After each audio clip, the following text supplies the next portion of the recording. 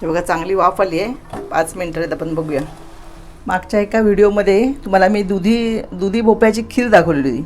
आज मी दुधी भोपळ्याची भाजी करणार आहे. आणि हा दुधी भोपळा जो आहे ना, हा आपल्या तब्येतीला खूप चांगला आहे. म्हणजे याच्यामध्ये कॅल्शियम आपल्याला कंट्रोल राहतं आणि त्याच्याशिवाय फॉस्फरस आहे. आणि दुसरं म्हणजे ज्यांना डायबिटीस आहे किंवा ब्लड प्रेशरचा त्रास होतो त्याने ही भाजी आवर्जून खावी. ह्याच्यामुळे कोणताही त्रास होत नाही आणि आठवड्यातनं एकदा तरी खावीच सगळ्यांनी. मग जास्त चांगली होण्यासाठी काय करायचं, तर हे बघा मी ह्याच्यामध्ये ह्या दुधी भोपळ्यामध्ये मी नाही चण्याची डाळ घालणार आहे. आणि जशी आम्ही कोबीची भाजी दाखवली तुम्हाला एक मसाला टाकून, त्या पद्धतीने भाजी करायची आहे. आणि खरंच ही सुंदर भाजी लागते. आणि त्याच्यासाठी बघा फोडणीसाठी हा कांदा आहे, थोडीशी कढीपत्त्याची पानं, एक कांदा घेतला, मोठा कांदा, लहान असेल तर 2 कांदे घ्या. आणि हा आमचा मालवणी गरम म्हणजे तिखट मसाला घालणार आहे आणि मीठ.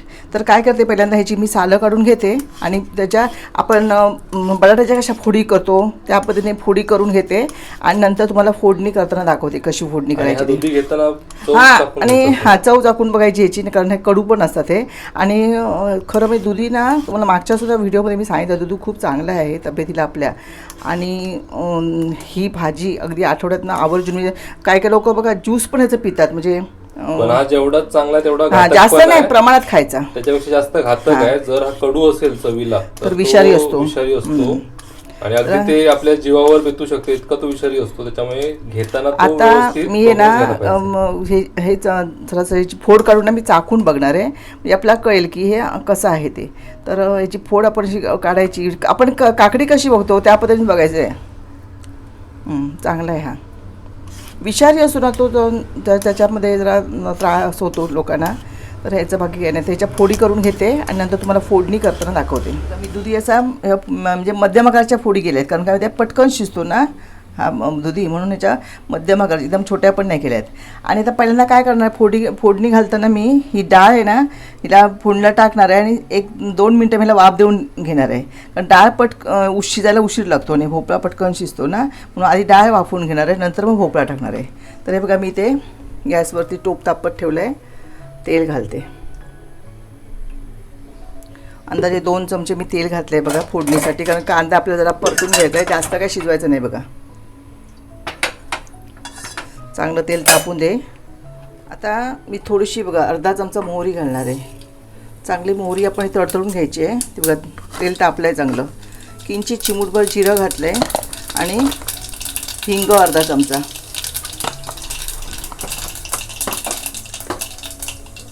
आणि आता ही कढीपत्त्याची 4-5 पानं घेते ती, आणि कांदा.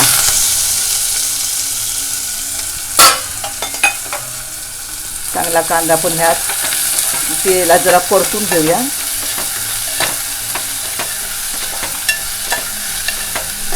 दोन मिनटं परतून घ्यायचा.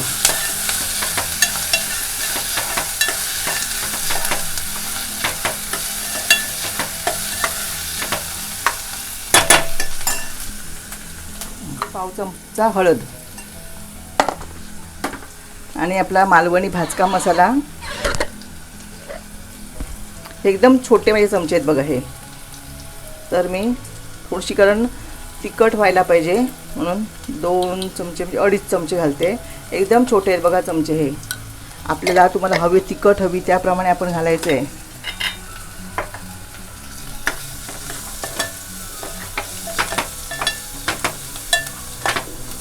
आता ही चण्याची डाळ मी घालून ह्याच्यावर थोडंसं मीठ घालणार आहे, कारण चण्याच्या डाळीला मीठ लागायला हवं ना म्हणून.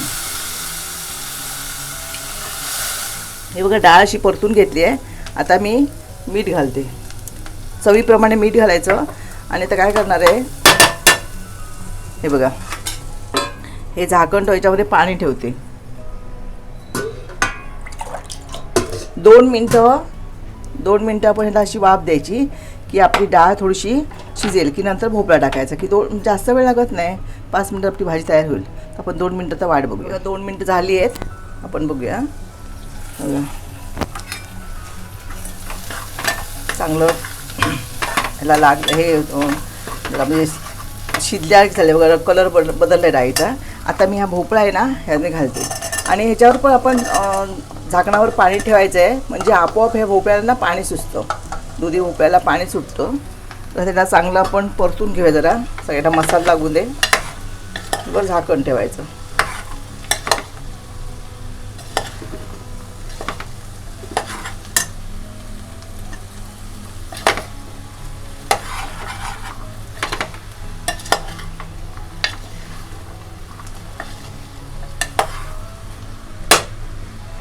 हे बघा चांगलं परतून घेतलं आहे. आता यावर मी पाणी ठेवून देते. आता 5 मिनटं आपण ह्याला शिजू द्यायचे भोपळा, की ह्याला भोपळ्याला पण आतमध्ये पाणी सुटणार. हे बघा चांगली वाफ आली आहे. 5 मिनटं आपण बघूया. हे बघा आता पाणी सुटलं आहे. आता ह्या पाण्यात आपण शिजून घ्यायचं आहे.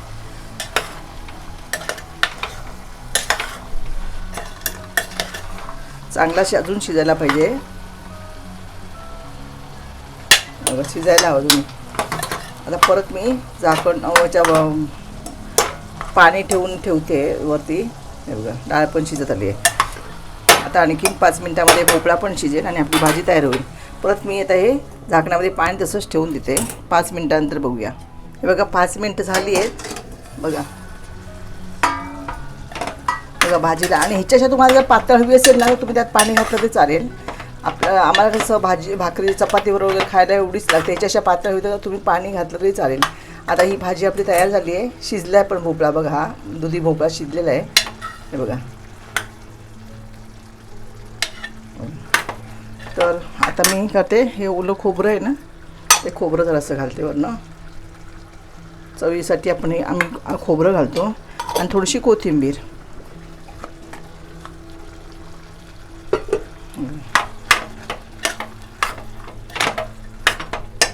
ही आपली आता दुधी भोपळ्याची भाजी तयार झाली.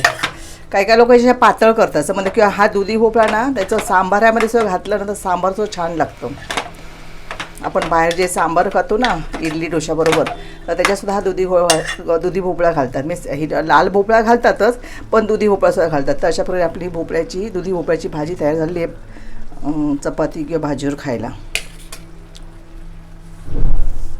तर ही माझ्या पद्धतीने मी भाजी दाखवली आहे. तुम्ही पण अशी भाजी करून बघा आणि तुम्हाला कशी वाटते ते आम्हाला कमेंट करून सांगा. आणि आमच्या व्हिडिओला लाईक करा.